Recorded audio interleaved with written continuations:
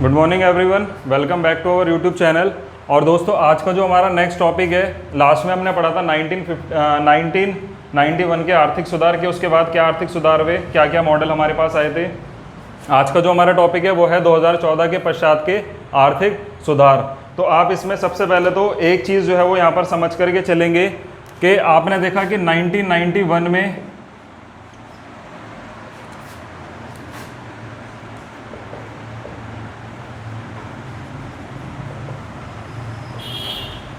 PV Narasimha Rao ji की जो है वो सरकार आई थी, ठीक है।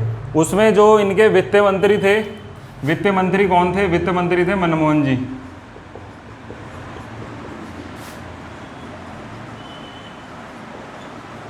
वित्त मंत्री जो थे हमारे वो थे मनमोहन जी। अब इस समय पर हुआ क्या था कि मनमोहन जी जो है जब वित्त मंत्री बने तो भारत की जो आर्थिक स्थिति थी वो फिर भी सही नहीं चल रही थी, क्योंकि पंचवर्षीय योजना के बाद जो हमारे कुछ सुधार जो है वो आए थे, पर लगातार जब यहाँ पर चाइना से युद्ध हुआ, फिर चाइना के युद्ध के बाद फिर जब यहाँ पे कारगिल युद्ध भी हुआ था हमारा, वो 1999 में हुआ था। पर इस समय की जो स्थिति थी वो बहुत ज़्यादा ख़राब चल रही थी। तो इसलिए जो है मैंने आपको बताया था लास्ट क्लास में कि मनमोहन जी जो है वो पैसे के लिए जाते हैं कि हमें जो है वो पैसे की ज़रूरत है। किसके पास जाते हैं वो पैसे के लिए? IMF के पास जाता है, यानी कि क्या था? इंटरनेशनल मॉनेटरी फंड, ठीक है। उनके पास जाते हैं और उनसे जो है पैसे की मांग करते हैं कि हमारे देश की आर्थिक स्थिति सही नहीं है, आप हमें जो है वो कुछ पैसा जो है वो प्रोवाइड करवा दो, जिसकी वजह से हम थोड़ा सा अपना कुछ चीज़ों पर जो है डेवलपमेंट ला सके। अब यहाँ पर IMF उनके सामने शर्त रख देता है कि आप एक काम करो, हम आपको पैसा तो दे देंगे, पर आपको जो है वो डॉलर का रेट जो है वो हमारे हिसाब से तय करना पड़ेगा। यानी कि जो डॉलर का रेट आपने बढ़ाया हुआ है उसको थोड़ा सा कम करना पड़ेगा, ताकि जो है वो हम लोगों को, आप लोगों के देश में इन्वेस्टमेंट करने में जो है वो बेनिफिट मिले। इन्होंने मान लिया कि चलो ठीक है, हम इस चीज़ पर तैयार हैं। उसके बाद मनमोहन जी क्या करते हैं? LPG मॉडल लेकर के आते हैं। LPG मॉडल का सबसे ज़्यादा बेनिफिट लगता है भारत को। क्यों? क्योंकि इसके अंतर्गत क्या होता है कि लाइसेंसिंग पॉलिसी बहुत सरल हो जाती है। अगर बाहर का कोई विदेशी आता है यहाँ पर इन्वेस्टमेंट करता है, उसके लिए आसान हो जाता है। प्राइवेटाइज़ के तहत क्या होता है कि आपकी जो सरकारी संस्थाएं थी वो प्राइवेटाइज हो जाती है, और उसके साथ साथ यहाँ पे क्या होता है, कुछ चीज़ों में बहुत ज़्यादा सुधार आने शुरू हो जाते हैं।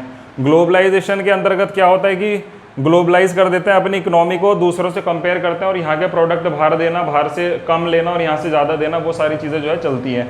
अब यहाँ पर क्या होता है, इस क्रम को थोड़ा आपने समझा। उसके बाद आपने देखा कि यहाँ पर 1991 से लेकर के यहाँ पे सरकार चलती है इनकी। उसके बाद यहाँ पर आ जाते हैं आपके 1998 में। 1998 में आपके अटल जी की सरकार आ जाती है, यानी कि बीजेपी की सरकार आ जाती है, और ये 2004 तक चलती है। 2004 के बाद यहाँ पे क्या हो जाता है, फिर से कांग्रेस की सरकार आ जाती है, ठीक है। कांग्रेस की सरकार आ जाती है, और कांग्रेस की सरकार आने का मतलब ये था कि इस बार जो है यहाँ पर आपके प्रधानमंत्री जो बनते हैं वो बनते हैं आपके मनमोहन जी। इतना आप लोगों ने जाना कि यहाँ पर क्या होता है, आपके प्रधानमंत्री मनमोहन जी जो है वो बन जाते हैं। तो अब उस समय पर क्या होता है,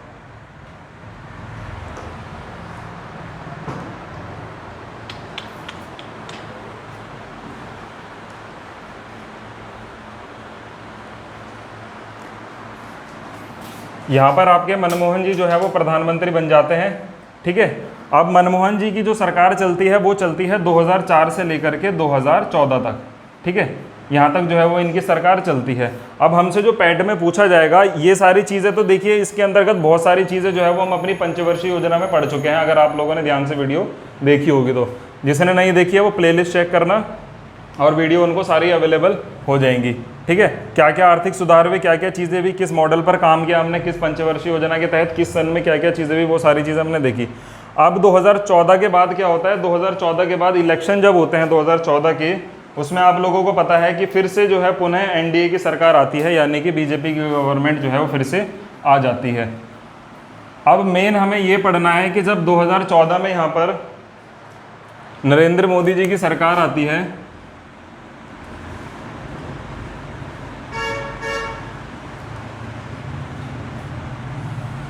जब यहाँ पर नरेंद्र मोदी जी की सरकार आती है तो अब उस समय पर क्या क्या चीज़ें जो है वो यहाँ पर घटित हुई थी, और क्या क्या हमारे जो है वो आर्थिक सुधार हमारे हुए थे, किन किन चीज़ों पर जो है वो काम किया गया था नई सरकार द्वारा, वो सारी चीज़ें हम देखेंगे।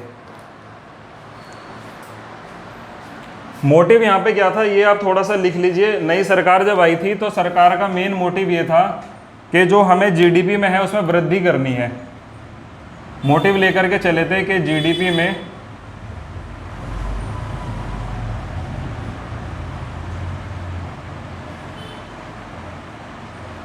में वृद्धि करना जो है वो इनका मुख्य लक्ष्य था कि हमें जो है वो जीडीपी में वृद्धि करनी है। अब जीडीपी क्या होता है, जीडीपी को थोड़ा सा समझते हैं।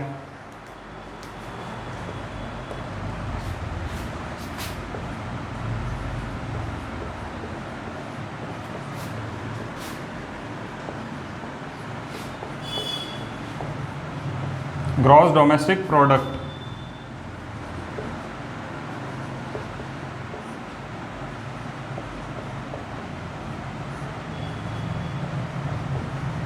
सकल घरेलू उत्पाद। अब सकल घरेलू उत्पाद क्या होता है, भारत के अंदर जो भी आइटम बनाया जा रहा है उससे जो यहाँ पर हमारे वृद्धि हो रही है या जो जो चीज़ें चल रही हैं वो आपका सकल घरेलू उत्पाद में आ जाता है। यानी कि भारत के अंदर कितना प्रोडक्ट जो है वो बनाया जा रहा है, उस प्रोडक्ट से कितनी हमें इनकम हो रही है, उस इनकम से हमारे देश को कितना बेनिफिट मिल रहा है। मेनली जो हमारी जीडीपी निर्भर करती है वो अब आप यहाँ से समझ सकते हैं कि भारत के अंदर कितना प्रोडक्ट जो है वो उत्पन्न हो रहा है। आप इसके अंदर कृषि को भी ले सकते हो, क्योंकि देखो अगर आपके बहुत से राज्य से पंजाब है, पंजाब गेहूँ ज़्यादा निकाल रहा है, और आपका उत्तर प्रदेश है, उत्तर प्रदेश में गन्ना बहुत ज़्यादा होता है। अगर हम चीनी के मामले में देखें तो महाराष्ट्र सबसे ज़्यादा चीनी प्रोड्यूस करता है। तो कहीं ना कहीं वो प्रोडक्ट जब भारत में आप लोगों के बन रहे हैं तो बनने का मतलब ये है कि उसको फिर आपका एक्सपोर्ट भी किया जाएगा। ठीक है, एक्सपोर्ट करने का मतलब ये है कि आप लोग एक्सपोर्ट जब करते हो तो यानी कि आप यहाँ का प्रोडक्ट जो है वो बाहर विदेश में बेचते हो किसी दूसरी देश को, और जो इम्पोर्ट करते हो तो वो बाहर से प्रोडक्ट लेना शुरू करते हो। मेन यहाँ पर मैं आपको सरकार का एक लक्ष्य सरकार यहाँ पर और लेकर के चलती है कि हमें कम से कम इंपोर्ट करना है और ज़्यादा से ज़्यादा एक्सपोर्ट करना है। ठीक है, इससे क्या फ़ायदा लगेगा, आप अगर बाहर का प्रोडक्ट अपने देश में लेकर के आते हो तो वहाँ पर आपको एक अच्छी खासी रकम देनी पड़ेगी। अब आप लोगों को पता है कि इस समय पर वर्तमान में अगर मैं आज की बात बताऊँ तो $1 की कीमत जो है वो लगभग यहाँ पर 79.50 के आसपास चल रही है, प्लस में चल रही है इससे। ठीक है, यानी कि भारत अगर विदेश से कोई सामान लेता है या अमेरिका से कोई चीज़ लेता है तो वो वहाँ पर $1 का जो सामान होगा उसके लिए भारत को इतने रुपए जो है वो देने पड़ेंगे। अगर यही प्रोडक्ट भारत अगर अपने देश में बना ले तो उसके ये पैसे बच जाएंगे। ये पैसे बचेंगे तो क्या होगा कि उसकी जीडीपी में वृद्धि होगी। लगातार जब वो बाहर से करोड़ों रुपए का ट्रांजैक्शन करता है, वो ना करके अगर वो खुद में बनाना शुरू कर दे तो कितना ज़्यादा फायदा होगा। यहाँ पर आप एक चीज़ और समझिए, अब चाइना है, चाइना क्या करता है, आप कोई आइटम अगर भारत में बना रहे हो तो आप लोगों को वो आइटम 100 रुपये का पड़ रहा है, चाइना उसी चीज़ को आप लोगों को 10 रुपये में दे देगा। ठीक है, तो लोग क्या करते हैं, लोगों का रुझान जो है वो चाइना की तरफ ज़्यादा रहता है कि चाइना बहुत सस्ते में सामान दे रहा है तो हम तो चाइना से खरीद लेते हैं। अब यहाँ पर आप लोग क्या करते हो, आप लोग यहाँ पर देखते हो अपना बेनिफिट कि मेरे को फ़ायदा हो रहा है, मेरे को 100 रुपये का सामान 10 रुपये मिल रहा है, पर आप लोग कहीं ना कहीं ये देखो कि फ़ायदा आप लोग अपना तो देख रहे हो पर उस लिए हुए पैसे से जो आपका फ़ायदा है वो दूसरी कंट्री को मिल रहा है और वो कहीं ना कहीं इफेक्ट आपकी कंट्री पर ज़रूर करने वाला है। इस चीज़ को अगर आप लोग समझ रहे हो तो बहुत सही चीज़ है। ठीक है, तो ये सारी चीज़ें जो है वो चल रही थी। तो ग्रॉस डोमेस्टिक प्रोडक्ट क्या होता है, आपका सकल घरेलू उत्पाद। अब यहाँ पर एक डेटा जो है वो आया था सन 2009 का, उसे आप लोग थोड़ा सा लिख लीजिएगा जो इम्पोर्टेंट है, और एक डेटा आया था 2017 में 14 में। ठीक है, 2009 से 2014 के बीच की अगर हम जीडीपी देखें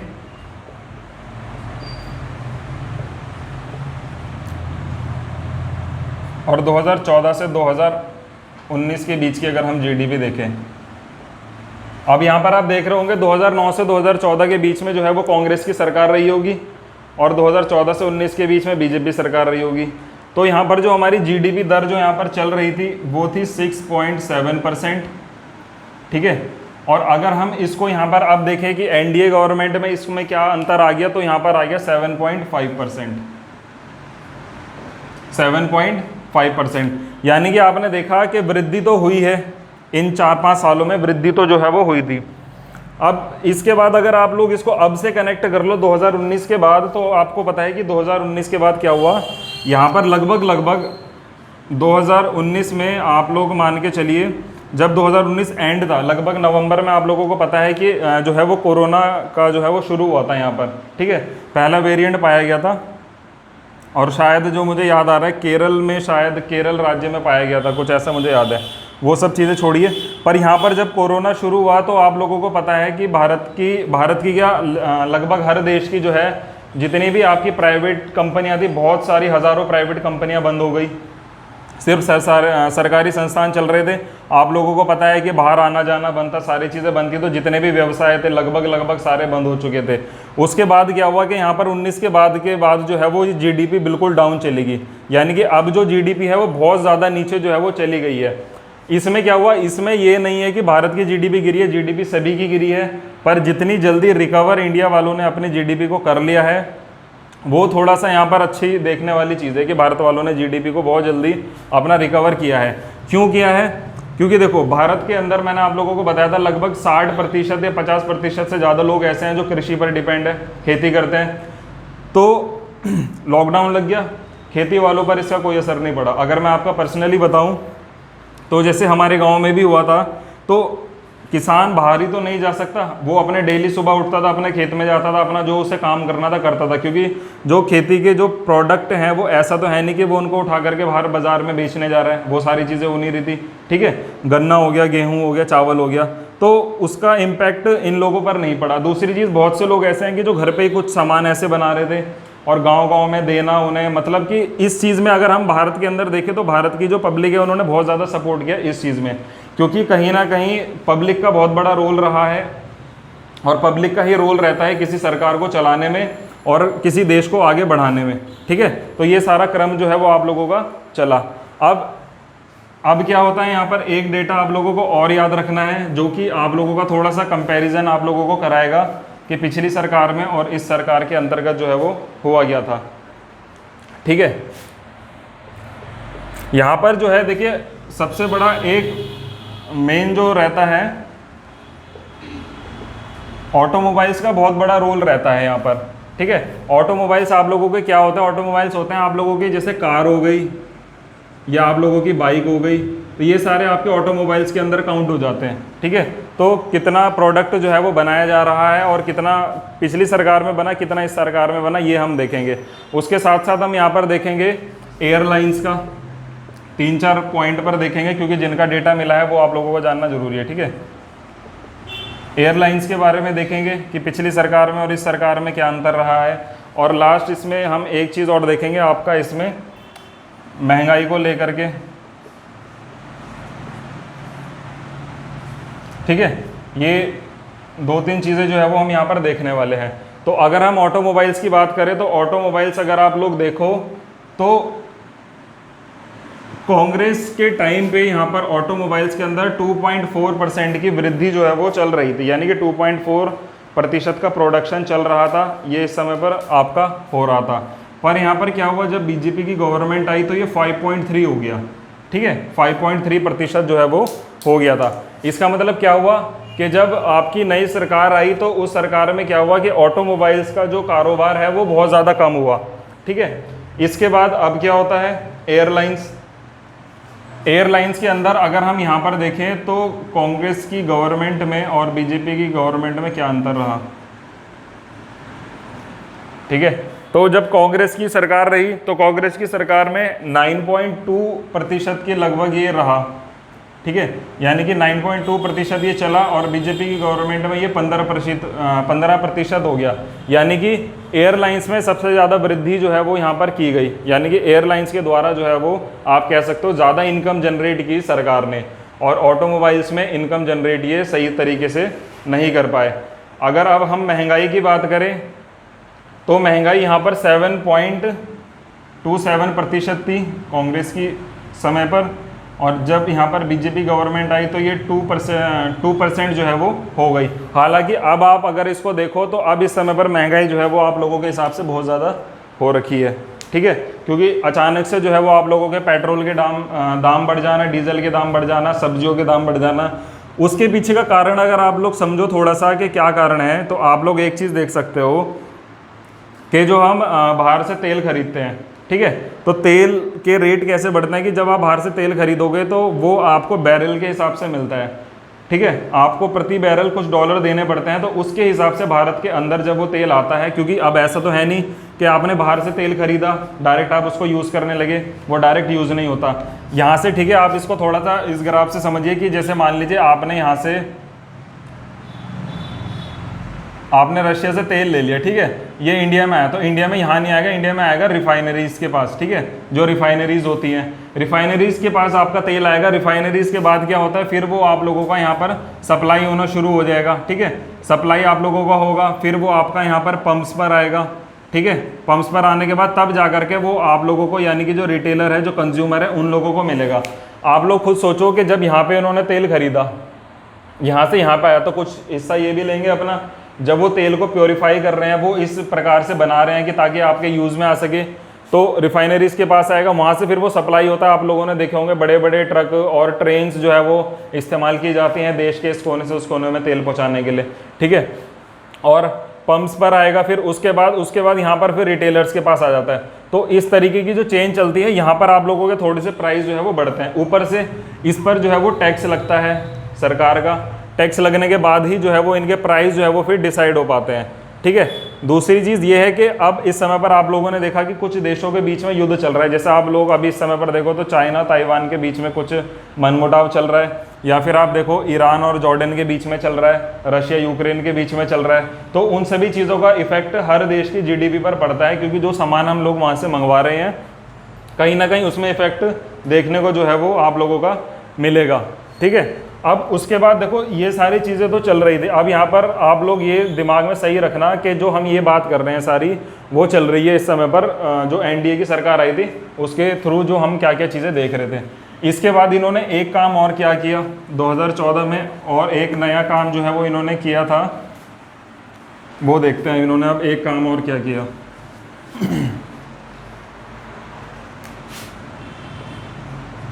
इसके बाद इन्होंने, देखिए आप लोगों को ये तारीख ध्यान होगी,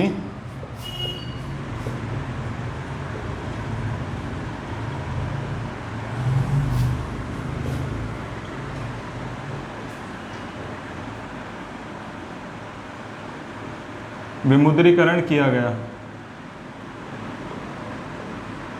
ठीक है।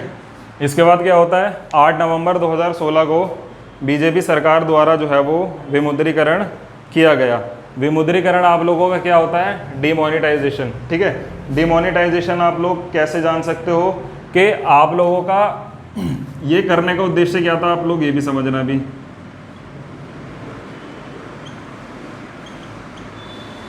डिमोनेटाइजेशन यानी कि आप इसको अगर एक छोटे से शब्द में समझो कि भारत के अंदर जो है वो जो आपकी पैसे की व्यवस्था थी या जो करेंसी चल रही थी उसको एक तरीके से इन्होंने ख़त्म कर दिया था, ठीक है। तो ये इन्होंने किया था। अब देखो इसके पीछे की कहानी क्या है, कहानी ये थी कि जब सरकार आई थी तो सरकार ने देखा कि बहुत एक तरीके से आप लोग अगर थोड़ा बेसिक में जाओ तो गवर्नमेंट के ऊपर लोन भी बहुत ज़्यादा था विदेशों से लिया हुआ, ठीक है। ऊपर से हर सरकार जब आती है तो वो अपनी कुछ नई पॉलिसीज़ लाती है और अपने हिसाब से चलाना चाहती है कि ताकि हम अपना कुछ ऐसी छाप छोड़ के जाएं कि जो देश के लिए फ़ायदेमंद हो, चाहे वो उसमें पॉलिटिक्स वाले अपना फ़ायदा देख लें या उसमें देश का फ़ायदा देख लें। तो यहाँ पर सबसे पहले क्या हुआ, अचानक से आप लोगों का देखा होगा आपने कि 8 नवंबर 2016 को तो क्या होता है कि अचानक से रात को प्रेस कॉन्फ्रेंस होती है एक, जिसमें प्रधानमंत्री जी लाइव आते हैं सामने और बोलते हैं कि यहाँ पर हमने क्या किया है, डिसीजन इन्होंने लिया था कि जिसमें जो भारत के अंदर चलने वाले जो 500 रुपये के नोट थे और 1000 रुपये के नोट थे उनका जो है उनका टेंडर जो है वो इन्होंने रद्द कर दिया था। टेंडर रद्द करने का मतलब ये हो गया कि वो अब प्रचलन में नहीं रहेंगे आप लोगों के, ठीक है, 1000 और 500 रुपये।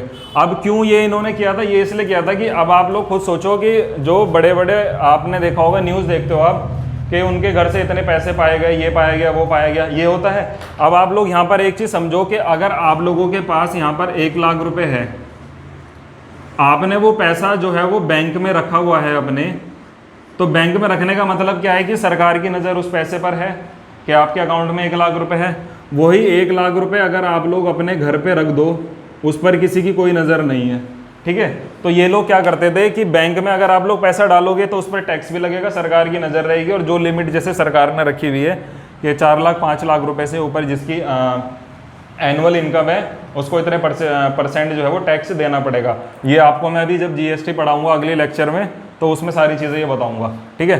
तो बड़े बड़े पॉलिटिशियंस या बड़े बड़े उद्योगपति इन्होंने क्या करा, इन्होंने जो पैसे थे, अब आप लोग खुद सोचो कि आप लोगों ने 10-10 रुपए के नोट रखे हुए घर पे बहुत सारे, ठीक है। आप लोग अगर 1 लाख रुपए को 10-10 रुपए के नोट में रखो तो बहुत ज़्यादा नोट हो जाएंगे, और यही आप 1 लाख रुपए 100,000 रुपए के नोट में रख लो तो आप लोगों को मात्र 100 रुपये रखने वो 100 नोट रखने पड़ेंगे।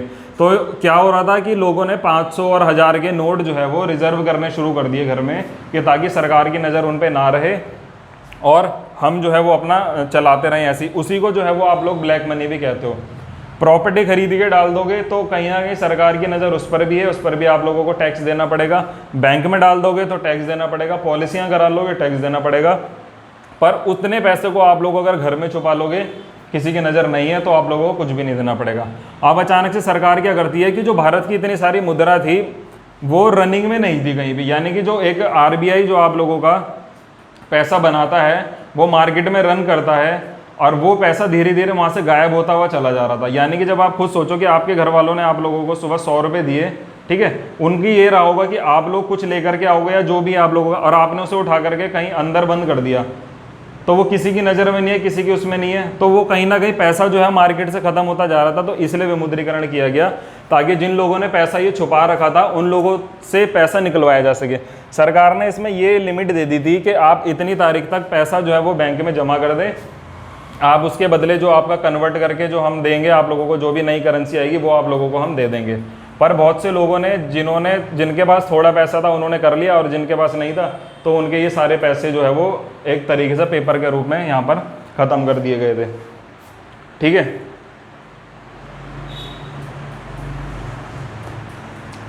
इसके अंदर देखो एक चीज़ और समझनी है आप लोगों को कि ये ख़त्म क्यों किया गया। ये इसलिए ख़त्म किया गया, एक तो जो लोगों ने पैसा रिजर्व रखा है वो पैसा किसी तरीके से बाहर निकले, दूसरा जो विदेशी लोग फंडिंग करते हैं, आप लोगों ने सुना होगा कि टेररिस्ट अगर आप लोग देखें तो बहुत से ग्रुप ऐसे हैं जो क्या करते हैं, भारत के पैसे को इकट्ठा करना अपने आप पे शुरू करेंगे, और उसके बाद क्या करेंगे, उसी पैसे से यहीं के लोगों को तैयार करके और बोलेंगे हम आपको इतना पैसा देंगे, आप लोग ये काम हमारे लिए करना शुरू कर दो, ठीक है।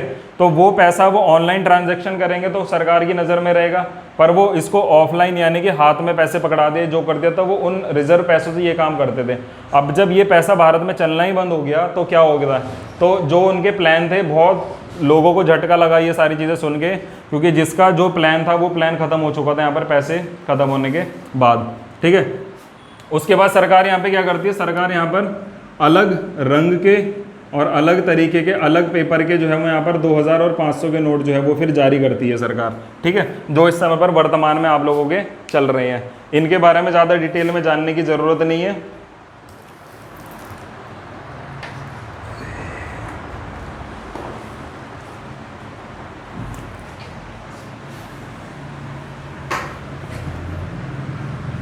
अब इसमें आप लोग एक तारीख जो है वो याद रखेंगे 1946 की। यहाँ पर जो है वो सर्वप्रथम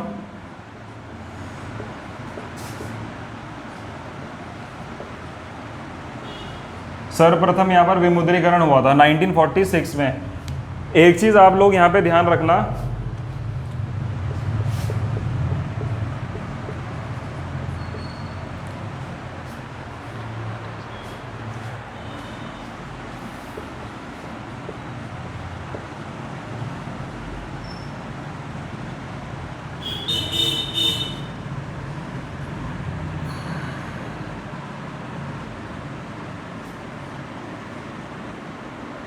ये 3 डेट आप लोग थोड़ा सा ध्यान रखना। ध्यान क्या रखना है इसमें, आप लोगों को पता है जो भारत आज़ाद हुआ था 1947 में हुआ था, तो 1946 में पहली बार जो है वो भारत में विमुद्रीकरण किया गया था, यानी कि भारत आज़ाद होने से पहले ये किया गया था। तो ये डेट आप लोग ध्यान रखेंगे। दूसरी बात, जब भारत आज़ाद हो चुका था तो 1978 में सबसे पहले जो है वो जनता पार्टी की सरकार द्वारा जो है वो विमुद्रीकरण यहाँ पर किया गया था, ठीक है। और उसके बाद आप लोगों को पता है कि 2016 में फिर बीजेपी सरकार द्वारा किया गया, यानी कि भारत में अगर हम देखें तो आज़ाद भारत में अब तक 2 बार विमुद्रीकरण हुआ है, और अगर टोटल देखें तो टोटल 3 बार हुआ है। ठीक है, ये 3 डेट आप लोगों को ध्यान रखनी है। सबसे ज़्यादा इंपॉर्टेंट इसमें 8 नवंबर की है, क्योंकि ये रिसेंटली अभी 4-5 साल पहले ये हुआ है, तो इसलिए ये डेट आप लोग ध्यान रखेंगे। अब जो आप लोगों की ये 1978 वाली डेट है, इसमें आप लोग एक चीज़ ध्यान रखेंगे कि 1978 में क्या किया था, जनता पार्टी की सरकार ने 1000 रुपये के नोट जो है वो बंद कर दिए थे। बंद करने का मतलब ये है कि डिमोनेटाइजेशन तो किया था, पर इन्होंने इनको चलाना ही बंद कर दिया था, इनकी छपाई बंद हो गई थी। ठीक है, अब उसके बाद क्या होता है, इसके बाद सन 2000 में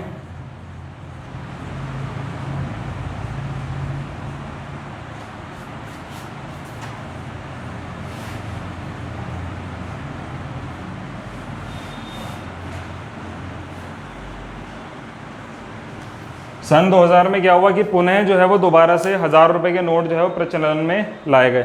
यानी कि आप देख सकते हो कि 1978 में 1000 का नोट बंद हो गया था, उसके बाद फिर सीधा 2000 में जो है वो 1000 का नोट आप लोगों को देखने को मिला था। ठीक है, 2000 में किसकी सरकार थी, 2000 में भी बीजेपी की सरकार थी, अटल बिहारी वाजपेयी जी की सरकार थी, जो कि आपकी चली 1998 से 2004 तक।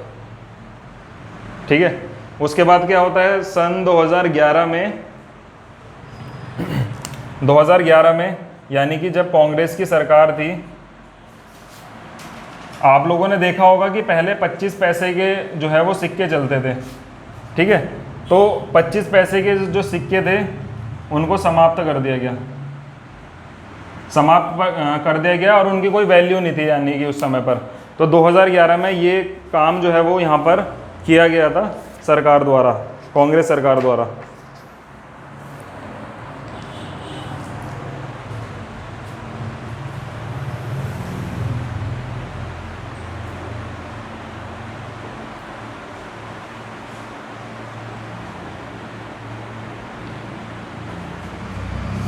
ये 3-4 डेटें आप लोगों को ध्यान रखनी है। अब इसमें मुख्य 2 चीज़ें जो है वो आप लोग और जानिए लास्ट, और उसके बाद जो आप लोगों का आर्थिक सुधार का टॉपिक है 2014 के बाद का, वो ख़त्म हो जाता है। यहाँ पर सरकार ने विमुद्रीकरण क्यों किया, सरकार का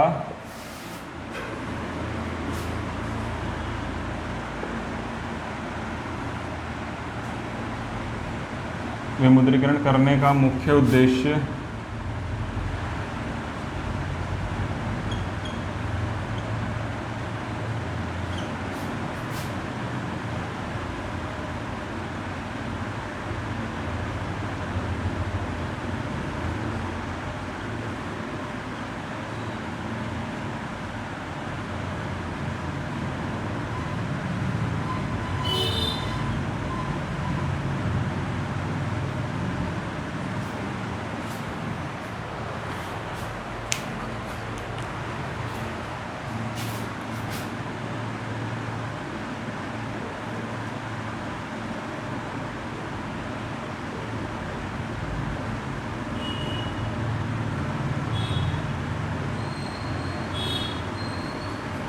मुख्य उद्देश्य इनका डिमोनेटाइजेशन का ये था कि जो भारत के अंदर भारत का ही पैसा इस्तेमाल करके और भारत की जनता को परेशान किया जा रहा है, यानी कि जो फंडिंग होती है विदेशों से, बहुत से जैसे ये टेररिस्ट ग्रुप बने हुए हैं, ये क्या करते हैं, ये भारत के पैसे को रिजर्व रखेंगे अपने पास, कहीं ना कहीं से तो देखिए अरेंजमेंट हो ही जाता है। ठीक है, तो ये क्या करते थे, उन्हीं पैसों से भारत के अंदर कुछ ना कुछ गतिविधियां करवाते थे। अब आप लोगों को पता है कि आप जिस देश में जाओगे आपको वहाँ की करेंसी ज़रूर चाहिए।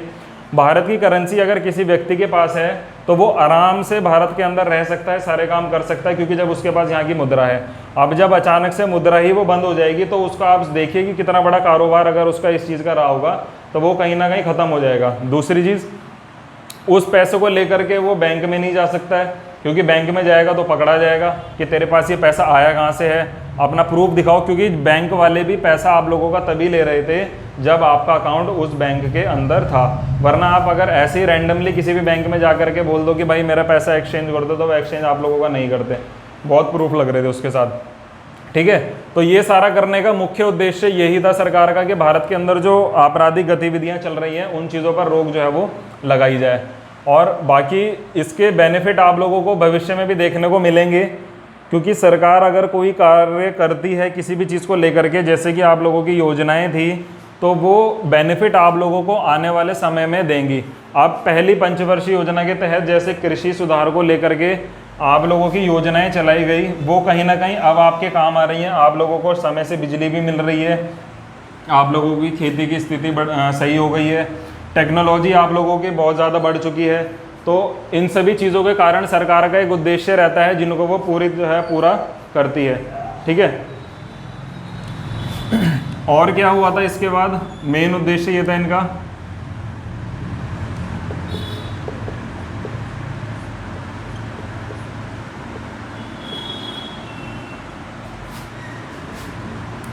बैंकों का जो है वो राजस्व बढ़ गया था।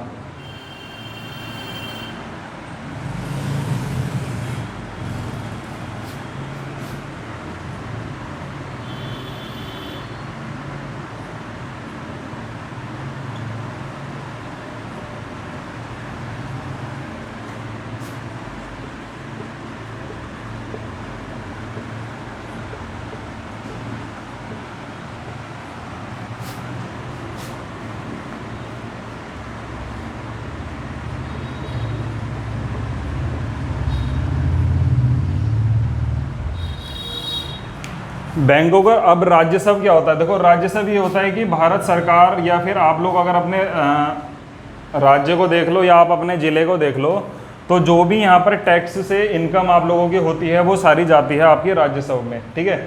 अब राजस्व क्या होता है, अगर आप स्टेट की गवर्नमेंट की बात मानो तो उत्तर प्रदेश सरकार के पास जितना राजस्व होगा, तो जो सरकार है वो योजना यहीं से तो निकालेगी आप लोगों के लिए, क्योंकि सरकार अपनी जेब से तो पैसा देती नहीं है। सरकार क्या करती है, आप लोग रोड पे जा रहे हो, आप लोगों से टोल टैक्स लेगी। ठीक है। टोल टैक्स लेने का मुख्य उद्देश्य ये है कि आपकी जो सड़क बनी है वो भी कहीं ना कहीं उसी पैसे से बनेगी, उसकी रिपेयरिंग, उसकी मेंटेनेंस उसी पैसे से की जाएगी। सरकार आप लोगों के लिए क्या करती है, कोई भी आप लोगों के लिए जैसे पार्क बना दिया, आपके जो आपके नेशनल पार्क्स बना दिए, तो वहाँ जाने का आपका टिकट लेती है, बहुत सारी जो सरकार के अंडर में चल रही हैं। ठीक है। तो वो पैसा आप लोगों के उस मेंटेनेंस में काम आता है। आपसे सरकार क्या करती है, कर लेती है, यानी कि इनकम टैक्स जो आपसे लेती है वो आपके आप ही के लिए काम आता है। तो यानी कि सरकार जो है वो आप लोगों से दो प्रकार के टैक्स लेती है, एक डायरेक्ट टैक्स और इनडायरेक्ट टैक्स। ठीक है। नेक्स्ट क्लास में पढ़ेंगे इसको। तो उससे क्या होता है, उससे आप ही लोगों को लाभ मिलता है और आप ही लोगों तक उसी की योजनाएं जो है वो बनाई जाती हैं। जैसे कि सरकार आप लोगों के लिए बहुत बड़ी बड़ी योजनाएं लाती है, तो वो क्यों ले पाती है, क्योंकि आप लोगों का पैसा ही जो है वो घूम फिर के आप लोगों के काम में लगता है। ठीक है। अब इस विमुद्रीकरण के ये तो अब तक के लाभ आप लोगों को बताए, अब दो तीन इसमें मुख्य बिंदु ध्यान रखेंगे कि जो इसके नुकसान थे, उसके नुकसान और आप लोग लिख लीजिए कि इसके क्या क्या नुकसान जो है वो देखने को मिले।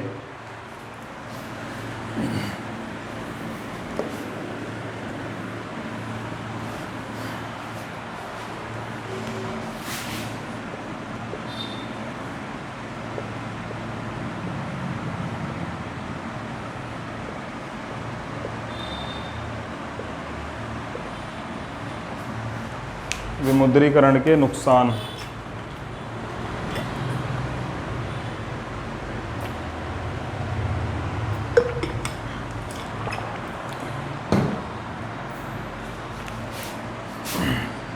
सबसे पहला क्या हुआ, जीडीपी में गिरावट।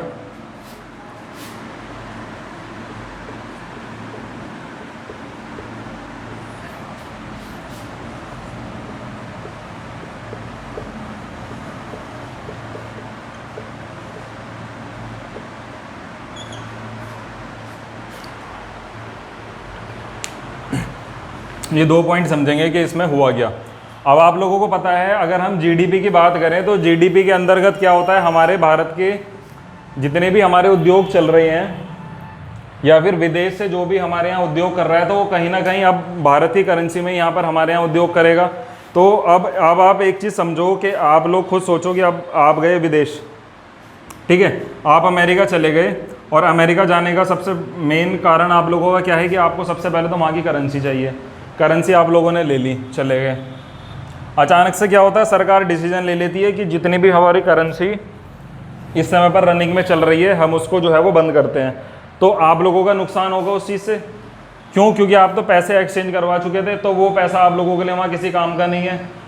दूसरी चीज़, जब यहाँ की बाहर की कंपनियाँ भारत में आई भी होंगी या जो भी वो काम कर रही होंगी, यानी कि वो थोड़ा बहुत ब्लैक तो देखो हर कंपनी करती है काम को, ठीक है, तो कहीं ना कहीं इफेक्ट इस चीज़ पर पड़ेगा, जीडीपी पर पड़ेगा उस चीज़ का, ठीक है। दूसरी चीज़, पर्यटन पर क्या इफेक्ट पड़ेगा? पर्यटन पर यही इफेक्ट पड़ा, अब आप लोगों ने देखा होगा कि भारत के कुछ राज्य ऐसे हैं जहाँ पर विदेश से बहुत सारे लोग आते हैं, वो भारत आए, उन्होंने देखा यहाँ पर करेंसी बंद हो गई है, वो परेशान हो गए, क्योंकि उनका पैसा अब कहाँ जाएगा, या तो वो बहुत रुकेंगे, समय लेंगे, उसके बाद उनका पैसा एक्सचेंज होगा, ये सारी चीज़ें भी।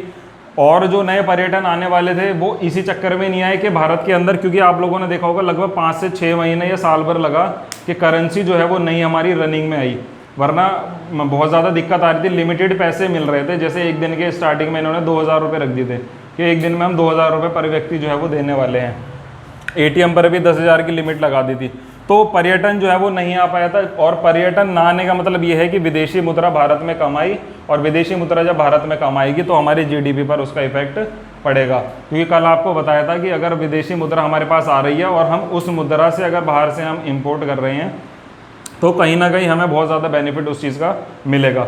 तो ये कुछ मुख्य बिंदु थे आप लोगों के, जो 2014 के बाद की अर्थव्यवस्था या आर्थिक सुधार थे हमारे, उसमें सरकार द्वारा जो है वो किए गए थे, ठीक है। उसके बाद अब सरकार की कुछ नई योजनाएं जो है वो इसके अंतर्गत और आई थी, जैसे सरकार ने GST वगैरह लागू किया था, टैक्स की जो उनकी नीति थी वो पूरी चेंज कर दी, पंचवर्षीय योजना की जगह उन्होंने नीति आयोग बना दिया। तो ये हम अपनी नेक्स्ट वीडियो में अब करेंगे, ठीक है। तो तब तक के लिए आप लोगों को पुराने लेक्चर्स देखते रहो, और इसका एक क्रम पूरा जुड़ता है आपका पंचवर्षीय योजना से, तो सारे आप लोग वीडियोस देखोगे तब आपको इजीली जो है ये सारी चीज़ें समझ आएंगी। चलिए अब अपनी नेक्स्ट वीडियो में करेंगे। Thank you.